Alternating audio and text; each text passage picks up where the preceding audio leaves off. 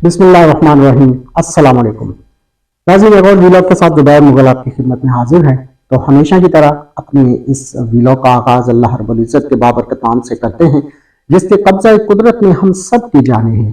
अल्लाह सुब्हानहू व तआला की हम्द व सना के बाद लाखों करोड़ों दुरूद इस्लाम नबी करीम सल्लल्लाहु अलैहि वसल्लम की ज़ात अक़दस पर, जिनकी तालीमात ता क़यामत हमारे लिए मिशाले राह है। नाज़रीन, दो तीन खबरें हैं जो जल्दी से आपके गोश्त गुजार करनी है, लेकिन उससे पहले आप तमाम दोस्तों का शुक्रिया जो आप अपनी राय से मुस्तफ़ीद करते हैं, मेरे काम को पसंद करते हैं।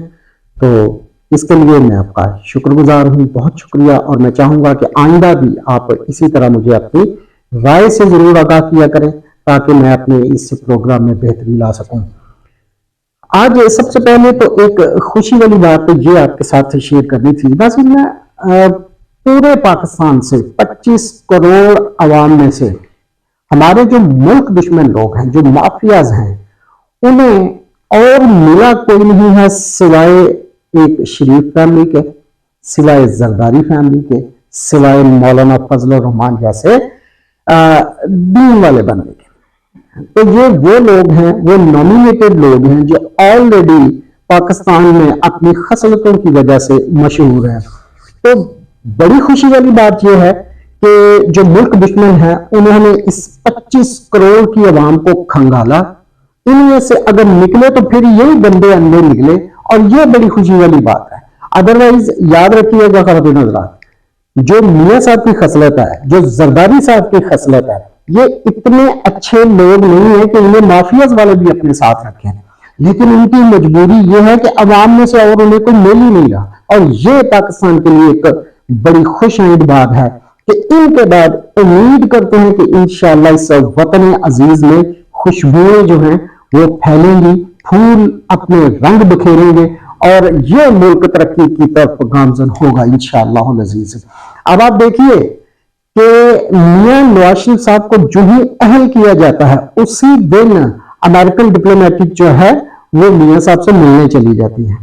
देखिए ना, इमरान खान साहब जब इन लोगों से बात करते थे, ये कुछ बात करते थे, कुछ सख्त बात करते थे, अपनी कोई शर्त मनवाना चाहते थे, तो इमरान खान साहब दो टोक जवाब दिया करते थे। उनका एब्सोल्युटली नॉट तो पूरी दुनिया में मशहूर है ही, लेकिन जाहिर है इस तरह का हाकिम वक्त उन्हें मंजूर नहीं था जो उनकी बातों को इस तरह डिनाई करे।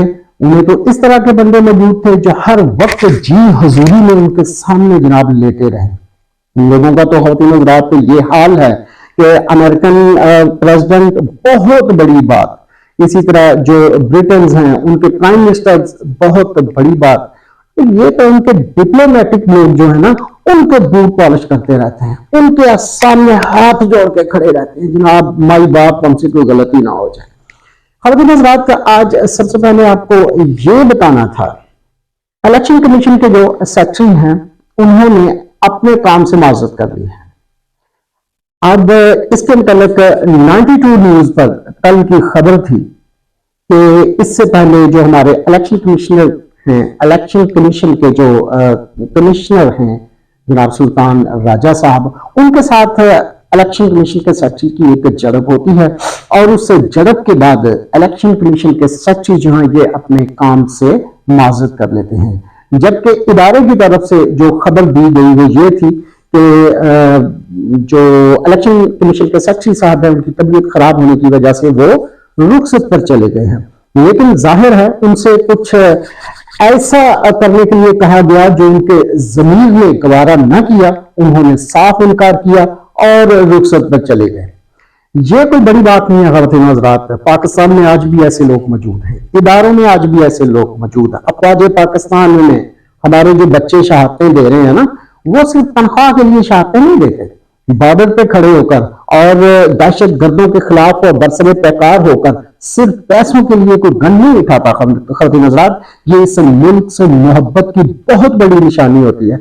इसी तरह हमारे जो दीगर इदारे हैं उनमें भी ऐसा तो नहीं है कि मुहब्बे वतन है ही नहीं, ऐसा नहीं है कि मोहब्बत मुल्क से मोहब्बत रखने वाले लोग हैं ही नहीं, हैं, लेकिन जाहिर है ऊपर जो लोग बैठे हुए हैं उन्होंने ये जो निजाम बना रखा है ये इस कदर मजबूत है कि हर चीज उनके ہاتھ میں ہے.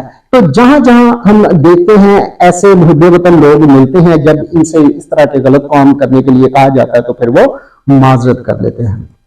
اس کے بعد ناظرین ہم دیکھتے ہیں کہ پی ٹی آئی سے ان کا نشان لے لیا گیا تھا بلہ.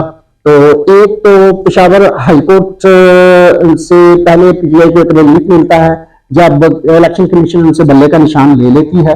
تو پشاور ہائی کورٹ کا جو سنگل بینچ تھا وہ فیصلہ دیتا ہے اور پی ٹی آئی کو بلہ واپس کر دیتا ہے. پھر الیکشن کمیشن جناب پشاور ہائی کورٹ چلی جاتی ہے اور الیکشن کمیشن کی اس استدعا پر پشاور ہائی کورٹ سے پھر الیکشن کمیشن کو جناب ریلیف مل جاتا ہے، پی ٹی آئی سے پھر بلہ واپس لے لیا جاتا ہے. تو آج کا دن اس لیے اہمیت کا حامل ہے کہ آج پشاور ہائی کورٹ میں 2 رکنی ڈویژن بینچ جو ہے وہ سماعت کر رہا ہے اس کیس کی. اور جو پی ٹی آئی کے وکلا ہیں حامد خان صاحب اور علی ظفر صاحب، یہ بڑے ہی پائے کے وکلا ہیں اور آپ جانتے ہیں کہ یہ ہمیشہ اپنے کیسز کی بھرپور تیاری کر کے کورٹس میں پیش ہوتے ہیں. تو ان کے ساتھ جب ہمارے جو ذرائع ہیں ان کی ملاقات ہوئی تو وہ کہتے ہیں کہ یہ بندے بڑے آپٹیمسٹ ہیں، بڑے پر امید ہیں، اور یہ کہتے ہیں کہ ایسا ہو ہی نہیں سکتا کہ کسی بھی بڑی سیاسی جماعت سے الیکشن سے ٹھیک 1 ماہ پہلے اس کا نشان چھین لیا جائے.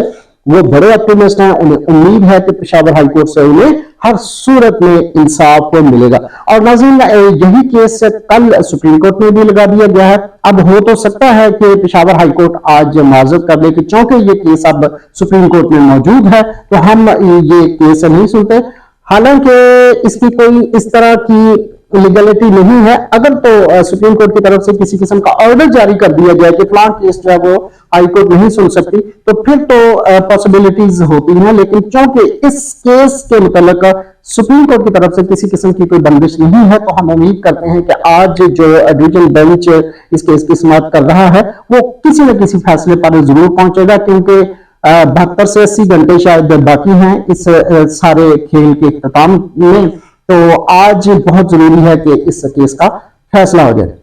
ناظرین جو سب سے اہم بات آپ سے کرنی ہے وہ یہ ہے کہ میاں محمد نواز شریف صاحب کو ملک کی بڑی عدالتوں نے بڑا ریلیف دے کر انہیں اہل قرار دے دیا ہے. جی ہاں، آپ دیکھیے کہ قاضی فائز عیسیٰ صاحب کے سامنے پی ٹی آئی کا جو کیس ہے بلے کے نشان کا وہ اتنی اہمیت کا عمل نہیں ہے. وہ کہتے ہیں کہ انہیں نشان ملے نہ ملے، پی ٹی آئی رہے نہ رہے، وہ جہاں چاہے جائیں، وہ صفحہ ہستی سے مٹ جائیں، لیکن ایک شخص کو اہل قرار دینا بہت ضروری تھا کیونکہ یہ انہیں حکم تھا اور اس حکم کی تابعداری ان کے لیے بہت ضروری تھی. انہوں نے پاکستان کے بڑے بڑے کیسز کو سیٹ اسائیڈ کر کے اس کیس کو لگایا اور بڑی مستعدی کے ساتھ اس کیس کی سماعتیں کی. اور پھر ناظرین لوگوں کی آنکھوں میں دھول جھونکنے کے لیے انہوں نے یہ بھی کیا کہ جناب دیکھیں کہ لائیو سماعتیں ہو رہی ہیں تو خواتین حضرات جب اللہ رب العزت نے کسی کو دنیا کے سامنے یوں بے نقاب کرنا ہوتا ہے، ان کی خصلتوں کو،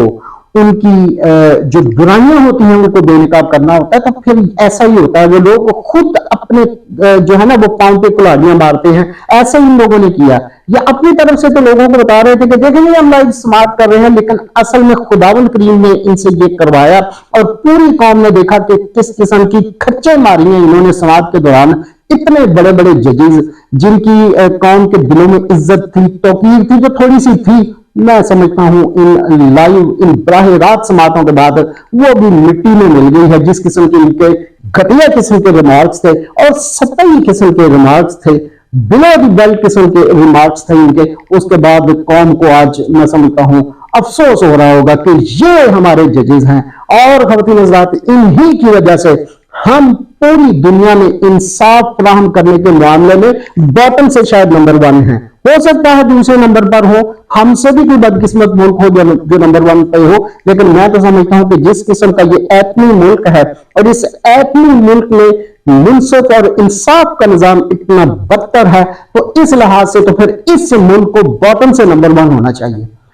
تو میاں صاحب کو بھی فائنلی اہل قرار دے دیا گیا. اور جیسا کہ میں نے اپنے شروع میں کہا کہ جو میاں صاحب اہل ہوتے ہیں، برطانوی جو ڈپلومیٹک ہیں وہ خاتون ان سے ملتی ہے، یقیناً وہ انہیں بتانی آئی ہوگی کہ جناب आपकी ये जो अहलियत है इसमें हमारा भी कुछ हाथ है। तो आने वाले वक्त में जब आप वजारत उस्मा के मनसब पर फाइज हों तो फिर हमारा भी ख्याल रखिएगा, क्योंकि ख़वातीन हज़रात यही तो असल में वजह थी कि इन्हें इस मुल्क में ऐसा शख्स चाहिए था जो इनकी हर बात में जी कहे।